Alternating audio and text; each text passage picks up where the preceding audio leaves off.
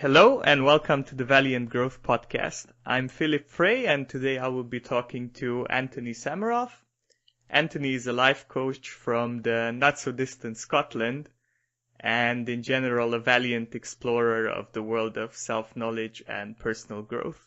He runs the YouTube channels Enrich Your Life and The Progressive Parent and has recently released the course Surviving to Thriving, a Personal Transformation in 6 Lessons.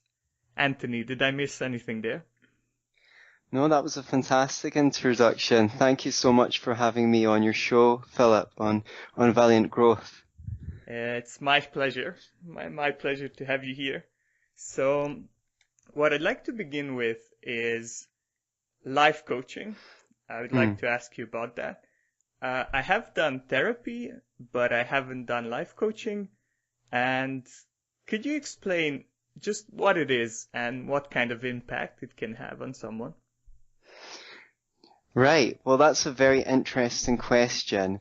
I do offer counselling and therapy services to some people as well, and some people want a mixture between the two, and some people just want coaching. I guess I would say that therapy, if you envisage a garden, therapy could be more about pulling up the weeds and removing what doesn't need to be in the garden so that it can grow better. It's about creating conditions for growth. I'd say that life coaching is more about planting flowers and trying to get things going and make things work in the garden beyond. Sorry, I stumble in my words. I think the life coaching, I guess, is a bit more of an active process. Although whether I was approaching a client as a counsellor or a life coach, my main aim would be to demonstrate understanding of someone and help them feel like they're heard and understood, and then on top of that, maybe asking questions to help expand their thinking and see further or consider things that they hadn't considered. So that's what the two have in common. The nature of those two questions and what you build on top of those might differ quite greatly. So, to be honest, I would rather not label what I do as therapist or life coach. I'd just like to say that I make myself available to spend time with people and give them the quality of attention that they need. The quality of attention that they need would differ from person to person. Just like, when you go into the garden, you don't just water everything. If you do that, some plants will die. You need to look at the garden and see what it needs and try and adapt your approach to the moment, the situation that you're presented with. So that's quite a long-winded answer to your question, and I apologize for that. What results can people get from life coaching?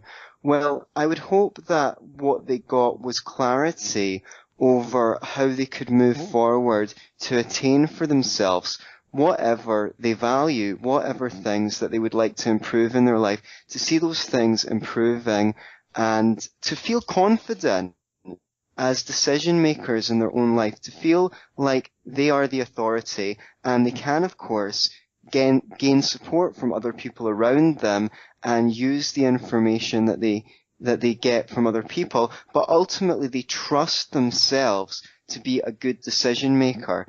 And personally, I believe that everyone has within them what they need to make good decisions in their life if they have the right support. If they don't have the right support, then they might just be rattling things in their head, going in circles. They might not be able to see outside of whatever narrow views that they've convinced themselves of, which might be self-limiting beliefs about themselves and their own capacities. They might be inclined to act on whims that might not be from the most confident or the most well-resourced part of themselves. And having the right support helps you work through negative emotions, helps you draw on other people's capacities, helps you feel confident and competent. And that could take the form of good friendships and good relationships, or it can take the form of having access to a professional such as myself, or a mixture of both. For some people, having someone that's not a close friend or a partner or involved intimately in their personal life helps a lot, because when you go to your friends and things like that, the first thing they may be inclined to do is just offer you lots of advice, and even with the best of intentions. But what I would like to do, although if I know something that might help someone, I wouldn't keep it to myself, I would share it. But I don't see my main role as giving someone advice or being a teacher, because you can get all that stuff off YouTube or in audio. What I would like to do is help facilitate people in being confident in their own abilities and build everything on top of that. Right. Well, I really appreciated the garden metaphor. I think that's really, really fitting. And then you preemptively answered all my questions on the subject. I wanted to ask you, how would someone know that everybody has, or most people have, a friend or a partner or members of family who offer some kind of support. And how would they know if that is insufficient and they might need more professional help? Well, I guess what would push people to seek more help would be a general feeling of dissatisfaction. I think a lot more people could benefit from help than realize they do. In fact, sometimes I wonder if everyone should get some help from a professional some of the time, not all of the time. But I mean, for me personally, if I have someone come to me for 3 to 6 months, I'll often suggest that they take a break before restarting if that's something that they want to do. How would someone know that the support network that they have is insufficient? I would say that they've got a vision of the kinds of things that they would like to be doing with their time and the kind of aims or outcomes they'd like for their life the next year or two, and they don't feel like what they're doing is congruent with what they know that they'd like to be doing or leading them in the direction of those aims.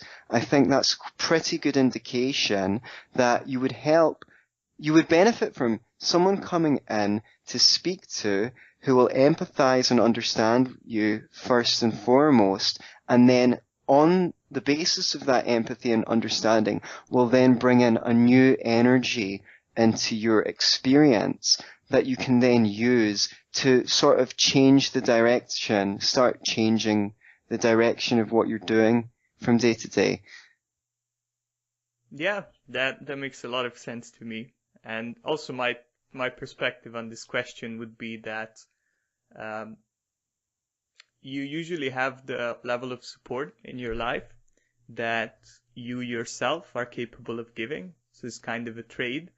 And you might really benefit from learning from someone who has more experience and knowledge. And then you can upgrade your own support network outside of that.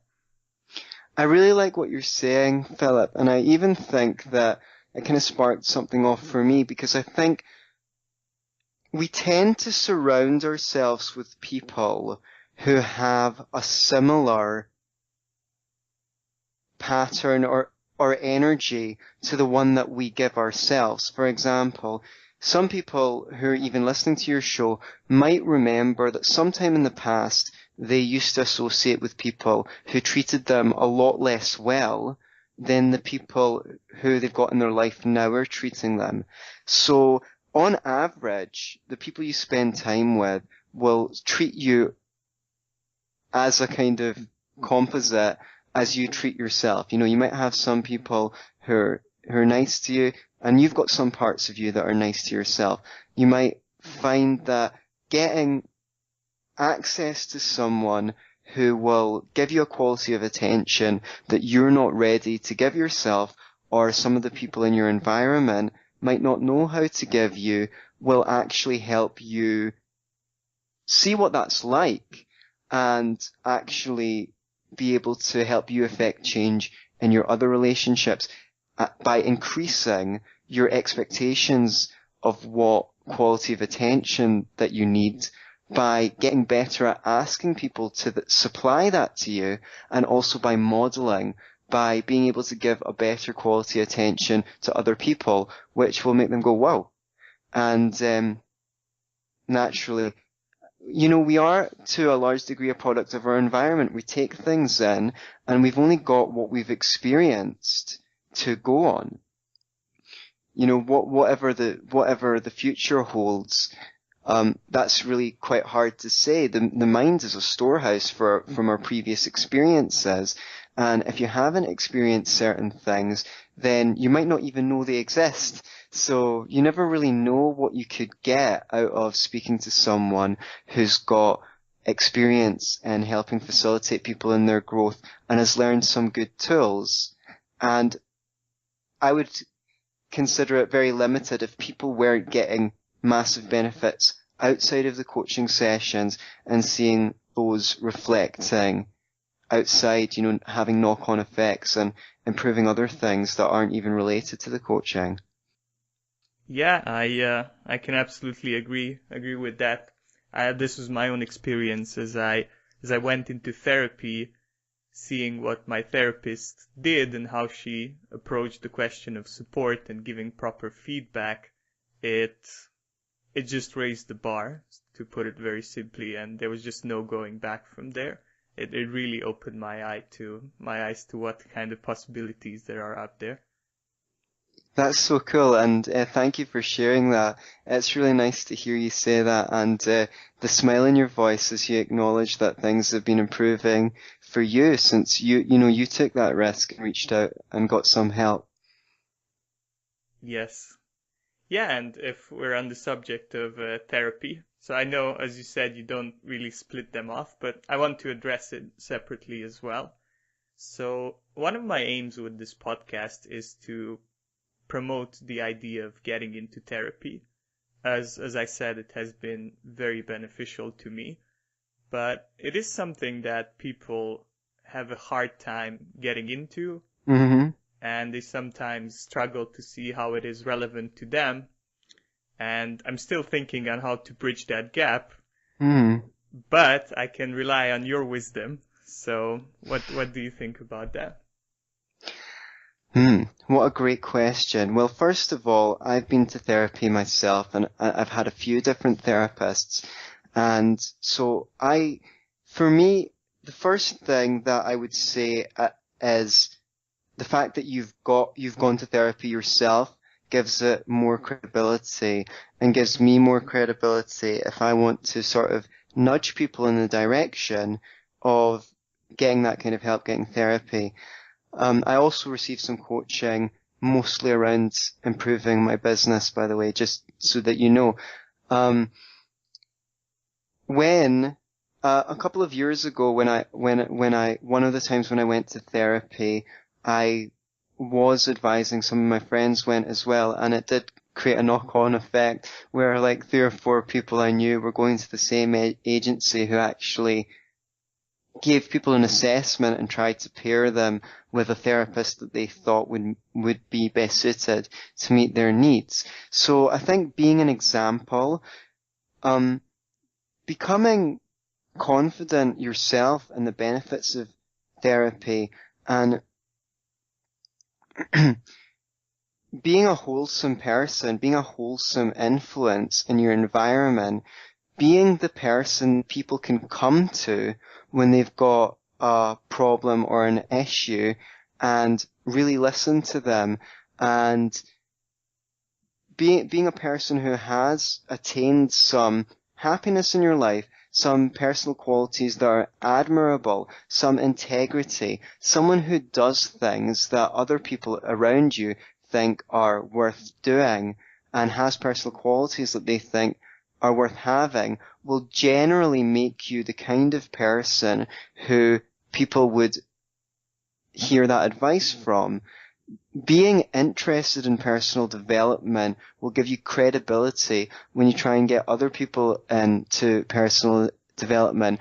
If people get a sense that you're just trying to get them to change because it would be more convenient to you if they were more healthy, nothing will put people off so much as that. So we change the world best by changing ourselves. Do you know what I mean? You need to start with yourself and do what you can to make yourself the kind of person that you'd like to be, the kind of person that you'd value, and you'll sort of attract people that value that too. And you can tell them that you've benefited from therapy. You can tell them that you enjoy having deep, meaningful conversations. And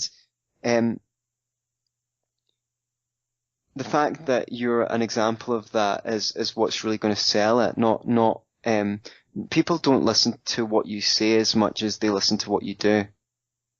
Yeah, and that makes a lot of sense to me. And I will thank you for your advice. I'll definitely incorporate that. Does that match your experience? It does. It does. I kind of I tried to sell therapy, so to speak, before I got into it, and it did not work. But once I had the connection, I was much more convincing, and once the change was visible. Do you think the average person should get therapy, or is it for the people who had really bad childhoods or had severe trauma? Well, that's an interesting question because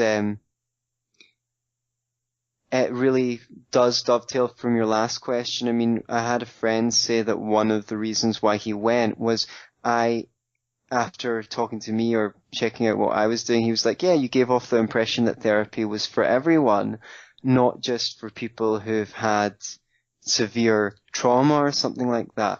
I personally think that in this society, the way that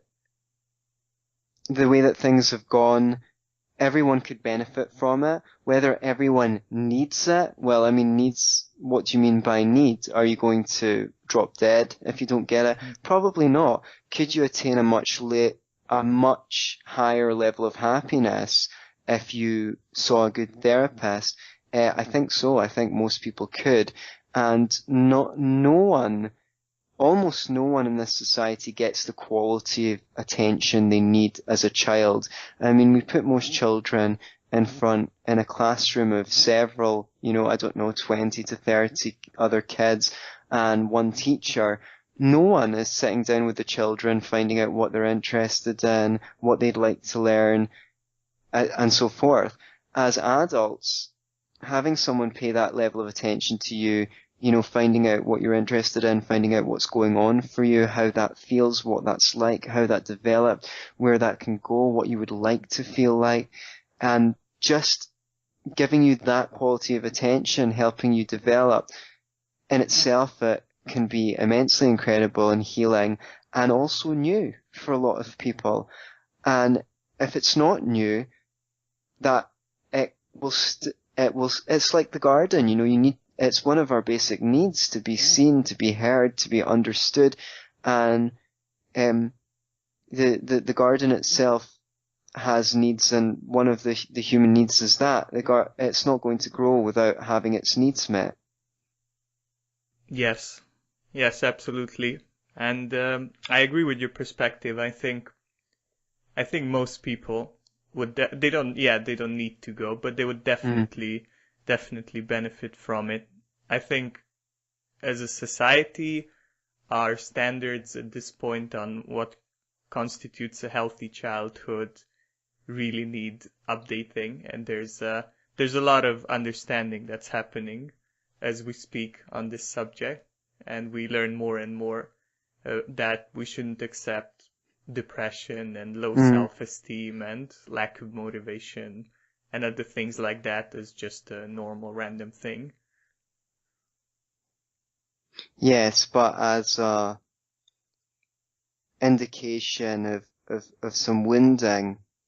So So yeah, creating a space to bring those wounds into the light, to look directly at them and have support going there, because it sometimes can be quite intimidating to go there. And I think that it is genuinely pretty difficult to go there on your own. It is. It is. It takes a level of, well, it is a position of high vulnerability. And since we have often been abused one way or another, especially our trust and our ability to confide in someone, doing that again as an adult at this level can be pretty difficult. But I think a good therapist will definitely understand that and really be helpful and gentle in the process. So, Anthony, this is a classic question. How do you find a good therapist? What is your opinion? Well, that is a good question. I mean, I've had some pretty bad horror stories from some clients that have gone to therapists who've said things that have actually wounded. And I had one or two experiences of that myself where I actually went away having to process my therapy session instead of being able to process the things that I was trying to process while at it. So it is important to pick a good therapist. I think that you'll know that a therapist is a good therapist if they can genuinely stay with your material and are warm, sensitive, and empathetic, and don't jump in to correct what they perceive to be your wrong perceptions as soon as you make them, but can actually spend some time just staying there and letting you develop. If they challenge you, they do so sensitively. And that doesn't mean that, every therapist should have kid gloves on at all time, but that they know that when they're challenging you, that the level of trust that's been built up can sustain that challenge in the way that they're challenging. I'll often say to my clients, if I feel like they have expressed either a wrong perception, which is not that often, or they're just looking at an issue from one angle when there might be another way that they could look at it that might benefit them, and I would simply say something like, would you mind if I challenged you on something that you said? And because we have a high level of trust and there's lots of connections there, they'll often respond by saying something like, of course, yeah. I mean, they want to hear it. And it's not something that I find myself doing all the time. I don't feel like that's necessary, because it's not my job to give people the correct conclusions. It's my job to help them find the correct conclusions for themselves. So I would say you know a therapist is a good therapist if you know that your needs matter and that your emotional responses are valid and important. And if something seems a little bit right or off, you should be able to notice that you don't feel good about the interaction, and that there might be a reason for that. It's not like you don't feel good about the interaction because a wound's been brought up and you need to face that. A lot of us will go through difficult times in therapy, but will come away from them feeling that it was good. What I mean is something will come up and you'll feel unpleasant towards the therapist. You'll feel like you've been mistreated. Now, what will tell you if it's been a bad interaction will be that if you can bring up that with the therapist, with the practitioner, either there and then, or if you're not ready to in the following session, they're actually willing to go into that and have a proper conversation with you about it and try and sort it out. If they become very defensive, and I have sadly experienced that, then that's probably a bad indication. because that means that you can't work through difficulties that are arising in the therapy. So I guess that would be the main red flag. In terms of whether you know that it's working well, I suppose you'll know because you'll feel like growth is happening. You ought to feel like growth is happening, and that your expectations are increasing. Would you like to add anything to that from your own experience?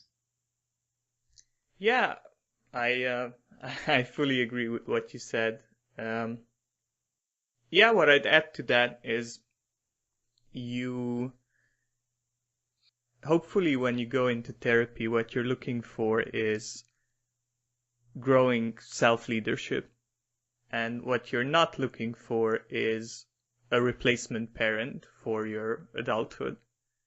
And those moments that you talked about when there's a conflict perhaps, or some kind of negative experience, and bringing that up is absolutely a very good way of testing that, of what kind of role they want to assume. Do they want to just replace your thinking and just provide their own versions of reality, or are they there mainly to aid you in being able to do that yourself? Something else that I wanted to talk with you about, and that I know is an area of your focus, is communication. To me, this is a pretty new field, and I haven't done a lot of exploration here. And I'm guessing it might be to my listeners as well.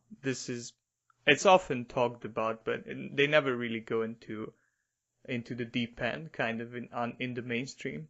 So I was very excited to have you on the show and for this opportunity to ask you about it. Okay, sounds great. Yeah. So tell me, why should someone study communication?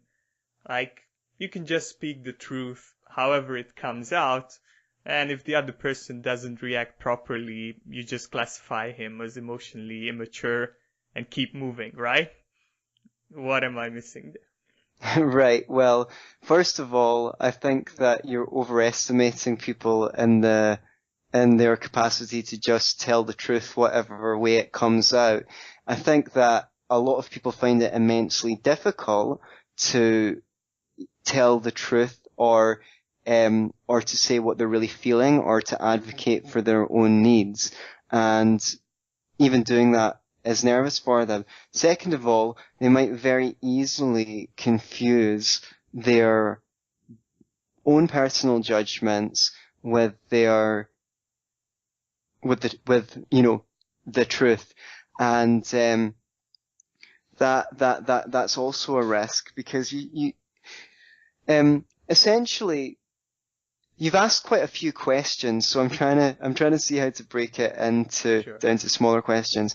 For someone who's having difficult with self-advocating, the field of communication is fertile with approaches to being assertive that will seem less scary and risky than the normal approaches that people take, because I guarantee that most people not only don't know what they don't know about communicating effectively, but that their parents and the adults around them were not usually excellent communicators who modeled them communication skills. So it can help with assertiveness. The other thing is, it can help with making a connection with people. If you can know how to listen properly, know how to do things like paraphrase to demonstrate your understanding of someone, you can build a lot better connections with them. And then when you need to assert yourself or dispute or enter a dispute, your relationship is a lot more likely to be able to stand those kinds of conflicts, because the connection's stronger. Conflict is a normal part of life. There's nothing wrong with conflict unless you don't know how to do a conflict effectively. Conflict is just when people don't, and when two people want different things, and sometimes that's solved instantly. Someone says to the other, I need the car this afternoon, and they say, well, oh, I was going to drive to the shops, and they say, well, why don't you give me a lift on the way, and then, you can have the car. Well, they might not have even noticed the conflict because it was resolved so easily. Most conflicts aren't as easily resolved as that, and so having some conflict resolution skills and problem solving skills in your toolbox will really help you be able to move those kinds of conversations into win-win problem solving conversations rather than playing the who's right, who's wrong game, which so many of us often get tangled in. Yes, and you might get away with a few improperly solved conflicts, but every time the connection is weakening, and eventually it might end the relationship. Yes, you're right. The quality of connection is the most important thing when you're speaking to loved ones or people you care about, because that is your relationship. The connection. The connection is your relationship. When you're not connected, you're not in relationship. Exactly. Yeah, that's very well put. So, what are some of the skills that you see that most people don't have, and where they would most benefit from having in everyday life when it comes to communication? First of all and foremost, the ability to slow down and focus on the other person and what they're saying rather than your own internal dialogue. Your own internal dialogue can be going on there, but if you're just trying to think of what you're going to say when the other person's finished talking, you're not really in conversation with them, you're in conversation with yourself. If you've got a point that you think is really important to make and you're bursting, I'd like you to imagine putting a pin in it and pushing it over to the right side. And with the knowledge that if that's still important later on, then you'll be able to bring it back and express it to the other person.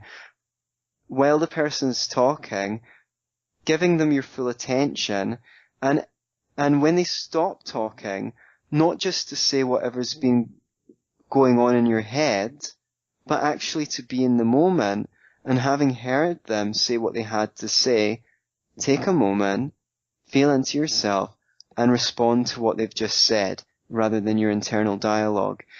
Now, a really good pro tip is, in some cases, to summarize what the other person's just said to you to make sure that you've understood them correctly. And if you can do that in 1 or 2 sentences, then you're a master. You'll notice that you get amazing experiences of connection and things like that when you just you say something like, okay, so are you saying that? Or let me just make me sure that I got you right there. And either that person will say something like, yeah, exactly. And they might even go deeper and feel like they've got something more to add to what you've said. Or they might say, well, that's not quite it. And they'll correct your perception of what they say. The added benefit to you is that if you establish that with someone, they're likely to really, really, really listen to you when they respond. When you respond to what they've said, they're more likely to take on your advice. They're more likely to seriously consider your point of view. And if you disagree with them, they're more likely to feel like it's a good-natured discussion where you're both trying to find the truth, rather than you just trying to correct their wrong perceptions, which a lot of people find quite patronizing or off-putting. Yes, and I noticed you using these techniques even in this conversation, so I think this might be very instructive to the people listening and myself.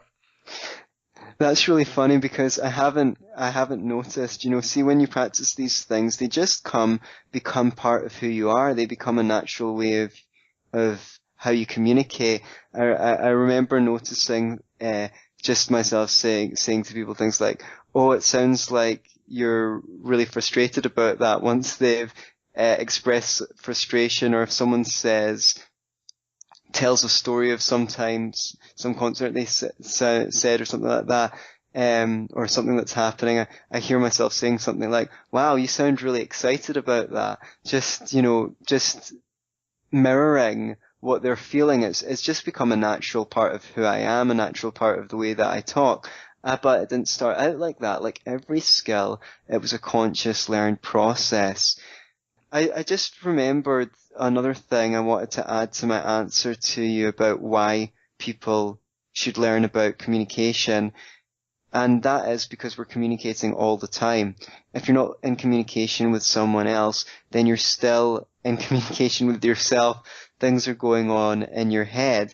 It's one skill that will always be indispensable, and you'll always find opportunities to make use of. It's ubiquitous. So one of the things is if you can find out really, really great ways to communicate, then you'll at least have something to measure that by. You'll know what that looks like. That might not mean that you practice it all the time or you reach that level at all times, but at least you'll know what kind of level you could be aspiring to. What I really, really liked about your answer there is the perspective of inner dialogues. Mm.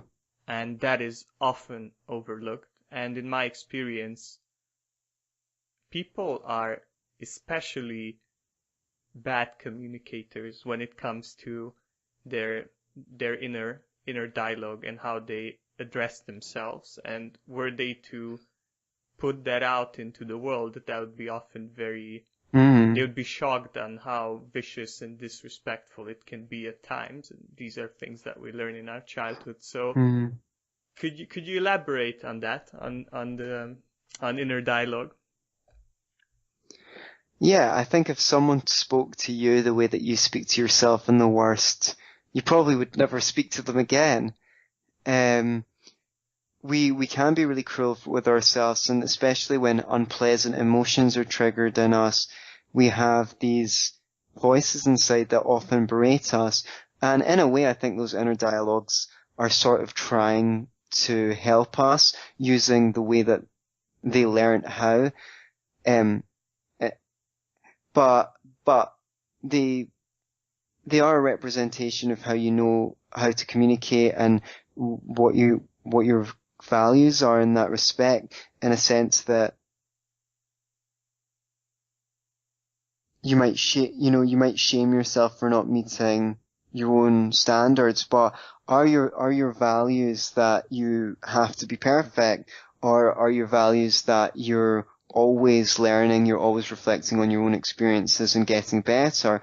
If you can learn not to measure yourself by your perfect, unachievable standards, but instead see yourself as on a journey from sort of ignorance to knowledge or wisdom, then you can reflect upon your own experiences and say, I wish that I would have done this, and next time maybe I'll do this, rather than, I'm such an idiot or something like that.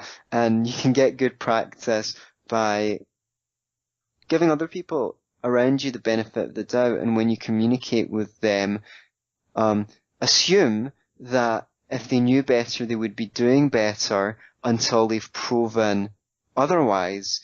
And when you see that working well with other people, and if you can surround yourself with people who give you that kind of treatment, then that will also help you retrain your inner dialogue. And it works the other way. You can slow down your thinking and say, look, how am I actually thinking at the moment? If I was speaking to a friend or my beloved or something like that, and they were in a similar situation, how would I speak to them, or how would I advise them? And do it nice and slowly, or you can write it down. If you're experiencing a lot of unpleasant emotions and you're thinking quickly, a great way to help process that and move to a more productive level of thought is just to get a pad of paper and just write it all down without censoring yourself, just the way that it would come out in your head. Yes, and I think just simply bringing awareness to that can be so powerful. in really, really uncovering what is going on in our heads.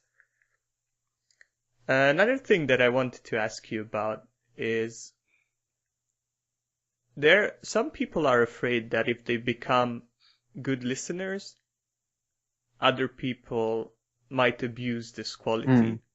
So if I really master the art of listening and people really enjoy telling me things, I might never get to bring up my own perspective. What's your opinion on that? Well, I guess it's not sufficient just to be a good listener. You probably have to have some assertion skills as well. It's not been my experience, I have to say. I've found that being a good listener has meant people are much, much more interested in whatever I have to say. I'm still, the little wounded child in me is still often amazed and in awe when I go out and meet people or friends of friends, I'm at a social event or something like that, of how interested people are in my perspectives and what I have to say, because I wasn't always on the receiving end of that level of interest and curiosity as a child. So you do need to have balance in all things in life. I think that if you can provide people a good ear and be a good listener, they are likely to turn around at some point and say, yeah, but what about you? You know, I've been doing all the talking. And if they don't have the self-awareness, I mean, I have on occasion met people who can just talk and talk and talk with absolutely no awareness of others. That's okay. I mean, that they're going to be the first person to lose because people will get sick and tired of them, and you might be one of the first to. So, you know, turn around, walk away, and spend your time with someone that you feel like you're actually in a relationship with, not just a cup that they're pouring water out of their jug into. Yeah, I got this perspective from Free Domain Radio, where Steph says something along the lines of treat people the best way possible and then treat them as they treat you. And I think this is applicable to listening as well.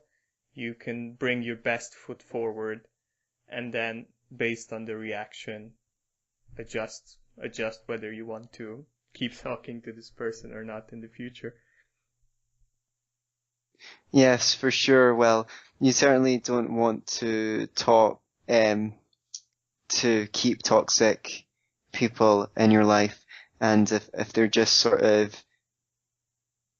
if they've conceptualized you, then they might just see you as a vehicle for their own ego or whatever. They might not actually know how to form proper connections. You can put your best foot forward and try and model, and maybe they'll learn some things from you. But then maybe they won't, you know, and if they don't, then it's up to you who you spend your time with. It's your life, and you've got a limited amount of time on this planet, so you should spend that time in relationships which you find edifying and mutually beneficial. Yes. And by the same token, I think the more you develop both your listening and your communication skills in general, the more you will attract people like that. And it's entirely possible that you might have had people like that in your life before, but because you couldn't offer the same level of value that they might have had, they kind of disappeared, and you weren't aware of that because you weren't aware of the issue.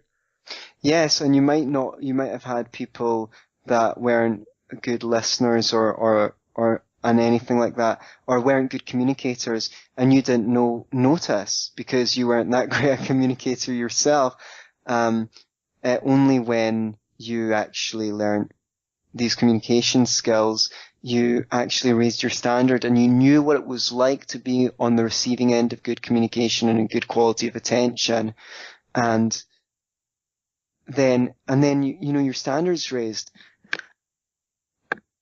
And either people around you might have noticed the difference and mirrored, because sometimes what happens when you bring a better level of communication to your relationships is, you know, certain people will actually, they might not have those skills, but they might start mirroring them. they might feel like they're getting something slightly different and will actually be able to reciprocate. And then there's other people who just don't have that sensitivity or that capacity. But it would be another example of changing the world by changing ourselves. So, raise your standards. Yes, and it's really beautiful when you can. Hopefully or ideally that's the best case where your own growth awakens the same in the people around you, and it's just so beautiful to unfold together. And I personally have this experience with a few people, and we've kind of been growing together as we go along, and that is so valuable and so beautiful. Yes, wonderful. I'm glad to hear that you've experienced that, and so have I. And it is one of the most beautiful, touching things to experience is that, you affect a change in the people around you, not just by what you do, but by who you've become. Yeah, so you convinced me on the value of communication skills, and my next question is, other than awareness, other than mindfulness, which is, I think, very valuable in itself, how do you approach learning these skills? Also, what kind of resources are there out there that someone can begin with? Well, I think if you go to my YouTube channel, YouTube/Enrich Your Life 1, I've got a bunch of free videos on there on improving communication skills. And I think that's a pretty good way to start because I wouldn't have put anything out there unless I thought that it wasn't being addressed adequately by the resources that were already available on YouTube. I think my videos are short, concise, and offer a lot of value and information. And to be honest, it's only a few hours probably to check out everything that exists on that channel, and it's free, so that would be a worthwhile resource. Other than that,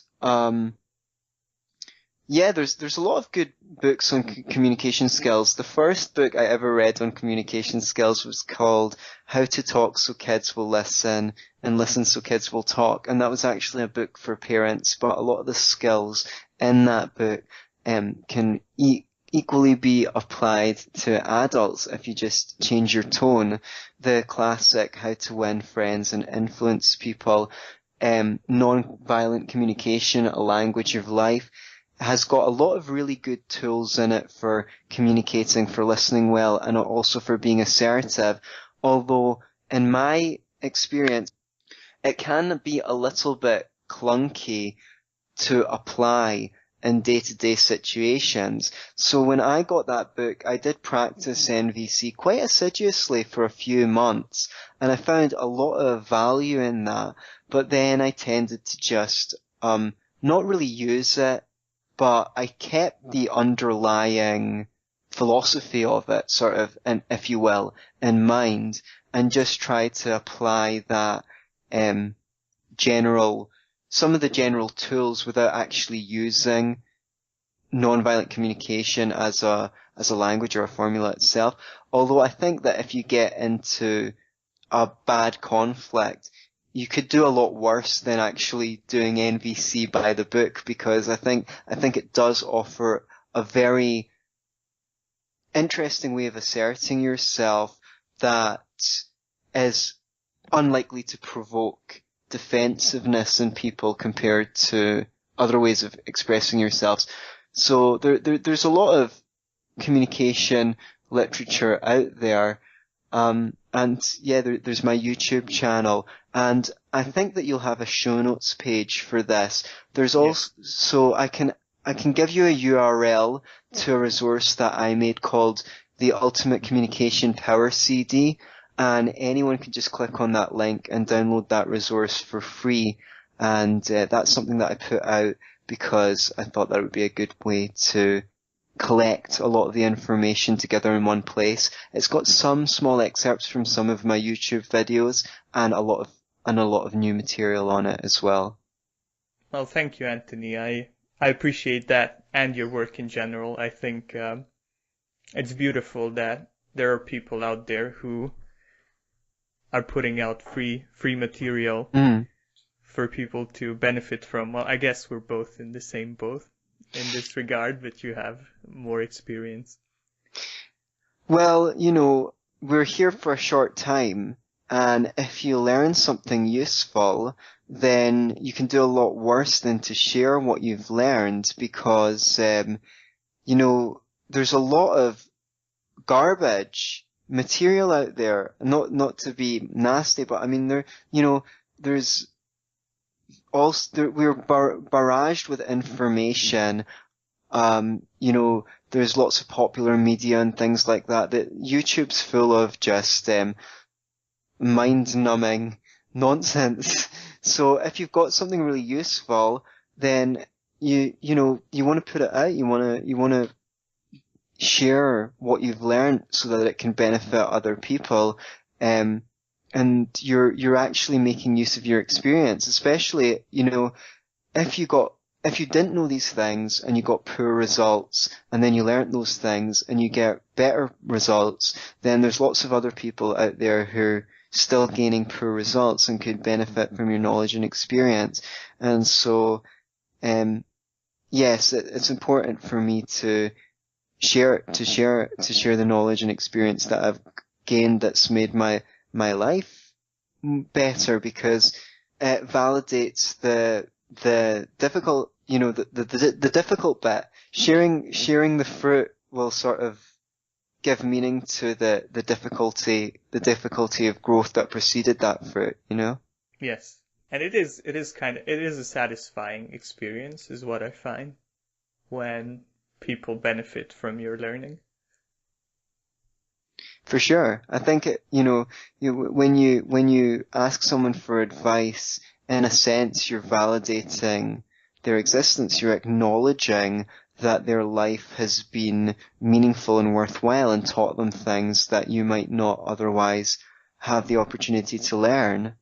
Yes, and also another benefit that comes from this, at least for me, was it really helped me clarify my ideas and kind of deepen my own learning, because it's one thing to have it in your head. It's another thing to put it on paper or in a podcast or a video and really clarify the message so that others understand it.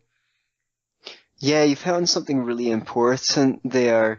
I think it's a Hindu proverb goes, to learn, read, to know, write, to master, teach. When you start to learn something, when you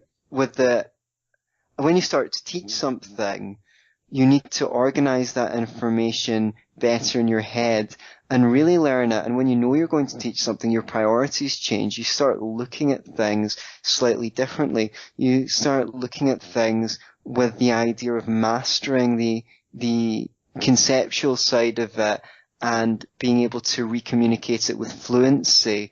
It's like your files on the outside. Well, the files in your head need to be better organized in order for you to teach something for other people. So you're definitely the first beneficiary of teaching something to anyone.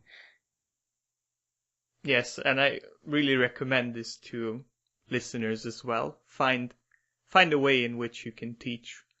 There's so many possibilities now with the internet, and I don't think you have to be necessarily an expert. If you're just one step ahead, there are already a lot of people who can benefit from that one step and from the interest that you can raise with that. So yeah, I think that can be very valuable. That is true, because, we're all only one step ahead of someone and one step behind someone. So, never doubt the value of anything that you've learned that's made your life more wholesome. And while we're on the subject of creating material, I want to ask you about your course. I know that it has been recently released. Am I correct in that? Yes. It's not long since being released. I think it was February that it was actually available, and I didn't really start promoting it for a little while. So That's called Surviving to Thriving, and it does combine the best of what I've learned in a life dedicated to personal development. I spent quite a lot of time going through my own notes, going through all the documents that I'd created with notes for possible articles or things that I might write, and brought together the best of what I learned in one place and in the correct order. What is it about and who is it for? For anyone who would like to attain to their highest potential, really, potentially their highest potential, but at least unlock more of their potential than they're currently having access to. What I have done is really try to take the trial and error out of personal development. Personal development can be hard. You look in all sorts of places and you might not necessarily be sure what will work or what won't work until you've tried it for quite a long time. And what kind of feedback have you been getting so far in the course? Well, I have to say I've been absolutely delighted with the feedback. It's been pretty incredible. And I've got a quote from someone here actually, now that you mentioned it, who messaged me with some late night feedback. He said, "It's incredible how much of these things that I've actioned, and I didn't even realize earlier today that through that the thought processes came from the course. I've started using to-do lists and count down to 5 when angry to relax. I've burned off 13 pounds of fat, improved work efficiency and confidence, made huge steps forward in my relationship with my partner. I went back and looked over my notes and it's all there. These actions were caused by thoughts which the first module tickled out of my head. So I'm so happy thinking about all the little improvements I've made that I almost teared up as I typed this. So far, incredibly positive. Thank you for the excellent material." And that's some feedback that I got on just the first lesson of the course, actually. The course is full of 6 lessons, and I created them by going through all my notes and bringing together the most important things that I'd learned that I had no doubt to me in my personal development, and then organizing them into 6 lessons over a course of 6 months. So it really does combine the best of what I've learned in a lifetime of personal development. What are the 6 parts to it? So the first lesson is called "What's the Difference Between Surviving and Thriving?" And that is really a self-exploration that will help orient someone towards attaining to their happiness, attaining their highest potentials, rather than simply living a life where they're trying to avoid immediate discomforts or unpleasant emotions and kind of staying in their comfort zone, which is more of a survival mode than a thriving mode. The second module is called "How Do We Grow?" And I figure, like in nature, everything has needs. We have similar physiological needs to an animal, but we have much greater emotional and psychological needs than any other animal does. And the second lesson will primarily focus you on becoming excellent at meeting your needs. If you meet your needs, then growth happens. And that takes a lot of the difficulty out of it, because you're not trying so hard to be better or other than you are to magically heal, but actually to give yourself the conditions for growth, knowing that if the environment is right, then growth will happen. The third lesson is on authenticity, because I feel like a lot of our unpleasant feelings, a lot of our suffering comes from not being true to ourselves or not having been true to ourselves. So the third module is designed to help you get more in touch with your authentic self and then bring that out into the world, into your relationships, and to help you relate better. The fourth lesson is on emotional well-being. I think that's extremely important because I can't think of anything that governs the quality of our life more than our emotions. So the fourth module is designed to help you learn to attain a greater level of emotional well-being. The fifth lesson is called taking responsibility, and that's one of my favorite lessons in the course because I think that taking responsibility is a gift to yourself. We tend to think of it as scary or burdensome, but that's only because, well, it was foisted on us unceremoniously by caregivers who might not have been quite aware on how to best coach us into taking responsibility for ourselves. But ultimately, whatever you take responsibility for in your life, you will see improve. And whatever you don't take responsibility for, you will see deteriorate. And the ironic thing is, we've no choice over whether we're responsible or not. Even if you don't take responsibility, you're still responsible for choosing not to take responsibility. So you might have heard the Henry Ford quote, whether you think you can do it or you think you can't do it, you're right. Yes. Well, whether you think you're responsible or you think you're not responsible, you're still responsible.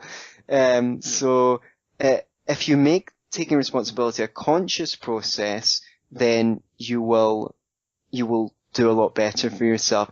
And lesson 5 of my course will really, really help you do that. The sixth and final lesson is called Making Life Awesome.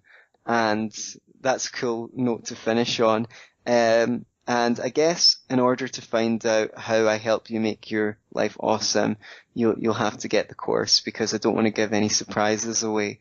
What I like about the structure is it's in an arc, It goes from surviving to thriving, how we grow, authenticity, emotional well-being, taking responsibility, and then making life awesome. So each lesson builds upon the previous lesson. That sounds very exciting, Anthony. Thank you for sharing that sneak peek into it. And I'll probably do a review in the future, but it might be in the distant future because I really want to go through it properly.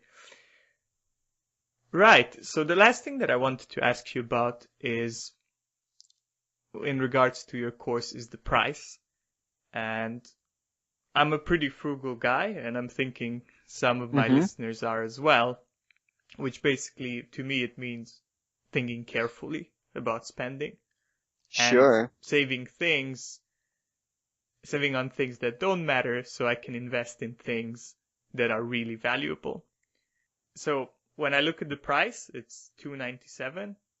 And if I understand correctly, that might increase in the future. And I say to myself, okay, that's around 10 ebooks, or it's a couple of therapy sessions. So what I'm curious about is how does your course compare to those alternatives? You're not going to get what you get out of my course through any number of ebooks because it's an active process that you engage in. It's not something that you just passively read and take into your head and go, oh yeah, that sounds interesting. That's really true. It's not primarily about conceptual information.